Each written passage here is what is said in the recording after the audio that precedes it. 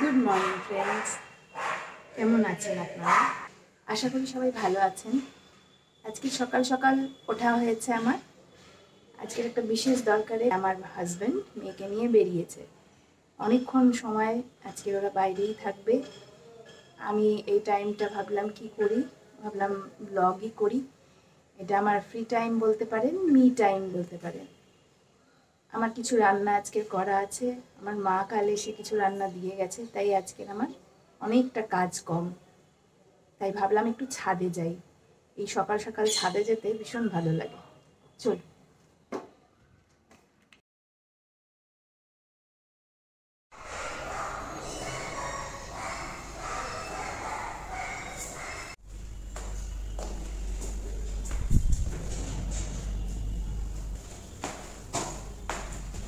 চলে এসেছি ছাদে। সত্যি ছাদে আসা হয় না, কিন্তু আসলে পরে এত ভালো লাগে। ওপর থেকেই এত গাছপালা, আকাশ, দারুণ লাগে। এত কুড়ে হয়ে গেছি যে এইটুকুও মাঝে মাঝে আসতে ইচ্ছা করে না। লিফট আছে, লিফটে উঠলেই হয়ে যায়, তাও কুড়েমিতে ধরে। ওই দেখুন দূরে একটা বট গাছ দেখতে পাচ্ছেন? এর ফাঁকা দিয়ে একটা মন্দির দেখা যাচ্ছে। কিছুদিন আগে এই মন্দিরের একটা ব্লগ আমি দিয়েছিলাম, মহামায়া মন্দির, একদম কাছে। দেখেছেন কি সুন্দর কোকিল ডাকছে এখন। এই খোলা আকাশ তো আমরা পাই না। অপূর্ব। দেখুন পায়রাগুলো কিরকম করছে, একজন আরেকজনকে বসতে দেবে না। এই খেলাটা ওদের দারুণ লাগে। একজন বসবে আর একজন এসে ঠক্কর মেরে আর একজনকে তাড়িয়ে দেবে। এদেরকে দেখলে মনে হয় এরাই ভালো আছে, এদের মধ্যে কোনো রকম পাপ নেই, লোকের ক্ষতি করার ইচ্ছে নেই, এরা নিজেদের জগতে সুন্দর আছে। ছাদে এসে সত্যি মনটা খুব ভালো হয়ে গেল। আমরা নিজেরা সবসময় কাজের মধ্যে ব্যস্ত থাকি, নিজেদেরকে যে ভালো রাখতে হয় এটা আমরা সবসময় মনে রাখি না। বেশিরভাগ সময়ই আমরা অন্যের জন্য বাঁচি। অন্যের কি ভালো লাগবে, অন্যের বলতে পরিবারের লোকজনের কি খাবে, কি পরবে, ওদের কি ভালো লাগবে, সব সময় এটাই চিন্তা করি। কিন্তু আমার মনে হয় প্রত্যেকটা মানুষের নিজেকে ভালো রাখার কথা চিন্তা করা উচিত। নিজেকে ভালো না রাখতে পারলে আমরা কখনোই অন্য কাউকে ভালো রাখতে পারবো না। যত বয়স বাড়ছে তত এই সব চিন্তা মাথায় ঘোরাফেরা করছে। আসলে আমাদের চারিদিকটা ভীষণভাবে বিচ্ছিরি হয়ে গেছে। প্রকৃতি, পরিবেশ, মানুষজনের মন খুব খারাপ হয়ে গেছে। এই ভার বহন করতে করতে না এক এক সময় আমরা ক্লান্ত হয়ে পড়ি। আমরা সবাই সবাইকে জিজ্ঞাসা করি কেমন আছেন, শরীর ঠিক আছে তো, কিন্তু আমরা কখনো কারোর মনের খোঁজ নিই না।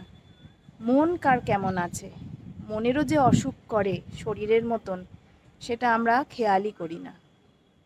মনের অসুখ কিন্তু মারাত্মক, বাইরে থেকে কিচ্ছু বোঝা যায় না, ভেতরে ভেতরে কিন্তু পুরো খোকলা করে দেয়, সব কিছু শেষ করে দেয়।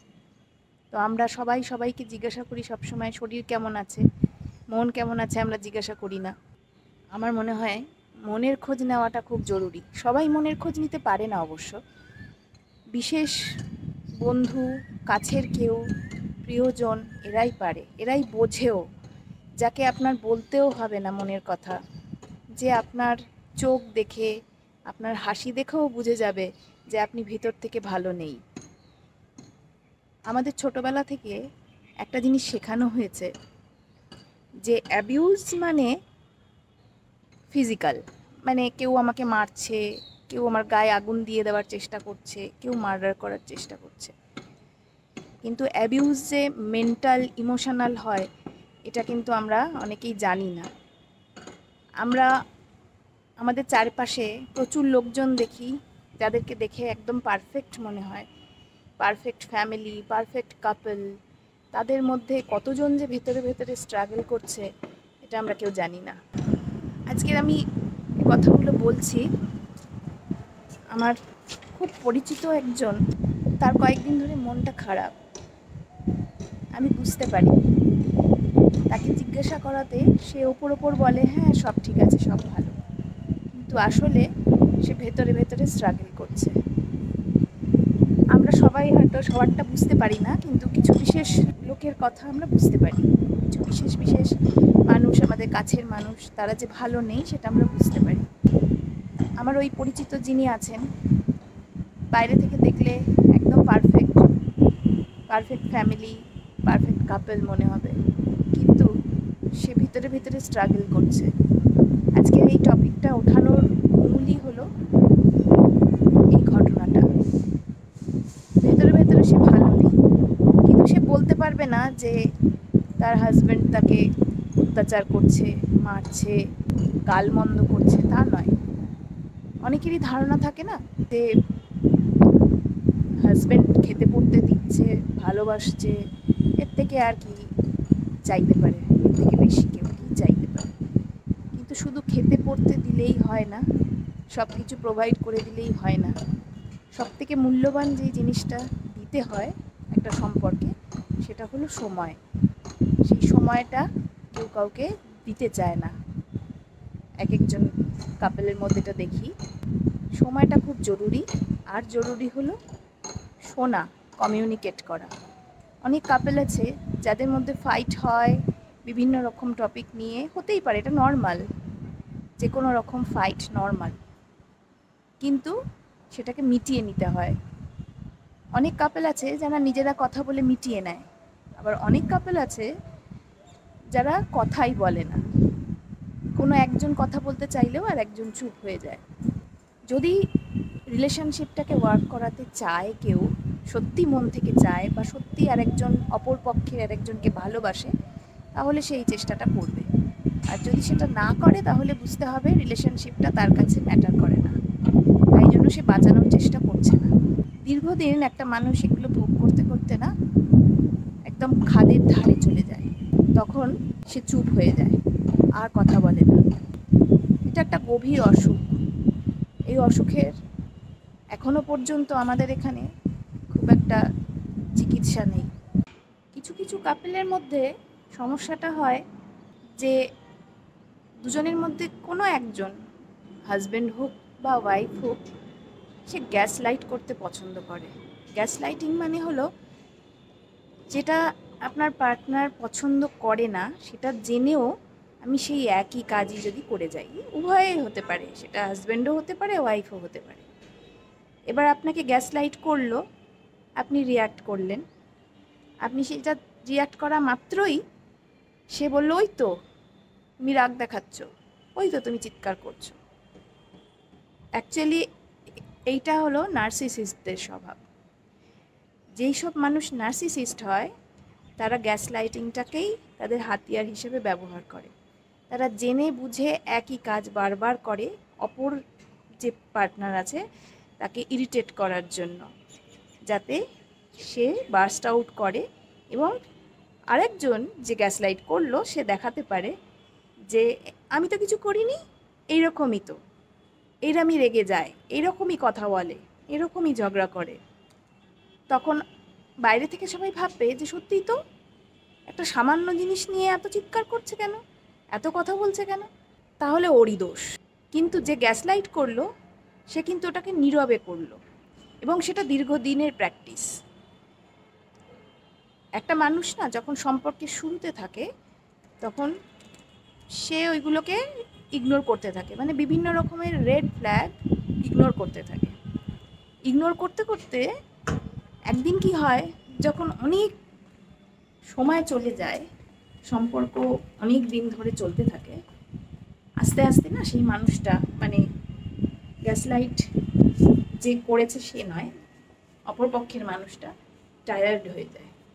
যারা নার্সিসিস্ট হয় না, তাদের স্বভাবটা কীরকম জানেন তো? বাইরে থেকে বুঝতে পারবেন না, তারা ভেতরে ভেতরে খেলে।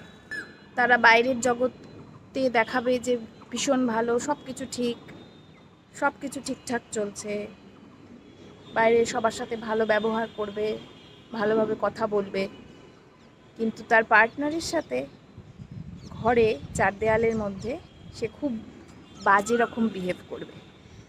তাকে কোল্ড ট্রিটমেন্ট দেবে, সাইলেন্ট ট্রিটমেন্ট দেবে, চুপ থাকবে, ইচ্ছে করে পার্টনার যে ইমোশনালি আপসেট সেটা বুঝেও সেটা থেকে তাকে বার করার চেষ্টা করবে না, নিজে একটা বেচারা ভাব করে থাকবে, অ্যাজ ইফ সেই ভিকটিম। নার্সিসিস্ট সবসময়ই চায় তার অ্যাকর্ডিং তার আশপাশে সবাই চলবে, তার অ্যাকর্ডিং চলো, তার তালে তাল মিলিয়ে নাচো, খুব ভালো, কোনো সমস্যা হবে না, খুশি খুশি থাকবে।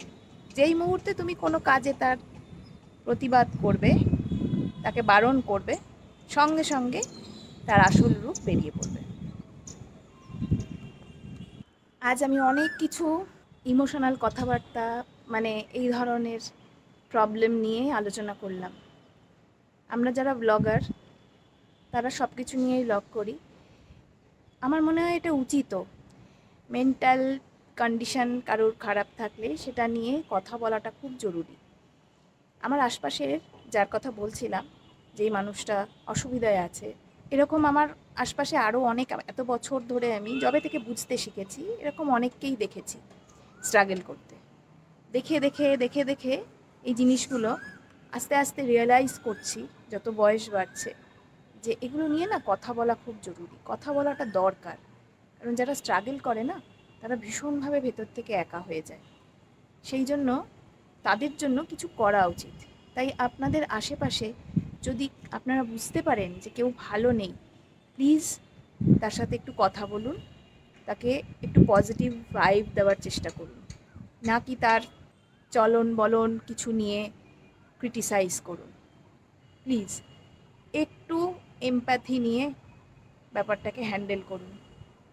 অনেক মানুষ আছে যারা বলে না, যারা মুখ টিপে এগুলো সহ্য করে যাচ্ছে দিনের পর দিন। প্লিজ তাদের হেল্প করুন। আজকের ব্লগটা একটু বড় হয়ে গেল, হয়তো কারোর কাছে এটা বোরিংও লাগবে, কিন্তু আমার মনে হলো এটা নিয়ে কথা বলা খুব জরুরি। কারণ এরকম স্ট্রাগল অনেকেই করেন, অনেকেই রিলেট করতে পারবেন হয়তো। কারণ আমাদেরকে ছোটোবেলা থেকে শেখানো হয়েছে অ্যাবিউজ মানে বা ডোমেস্টিক ভায়োলেন্স মানে সাংঘাতিকভাবে, মানে তার চোখে পড়ার মতন আর কি, মারধর, আগুন জ্বালিয়ে দিচ্ছে, পুড়িয়ে দিচ্ছে, বাড়ি থেকে বার করে দিচ্ছে, খেতে দিচ্ছে না, এইসব। অ্যাকচুয়ালি এগুলোও অ্যাবিউজের আন্ডারে পড়ে, ইমোশনাল অ্যাবিউজ এগুলোকে বলে, ইমোশনাল অ্যাবিউজ। ইমোশনাল অ্যাবিউজ ব্যাপারটা অনেকেই রিলেট করতে পারবে ব্লগটা দেখলে।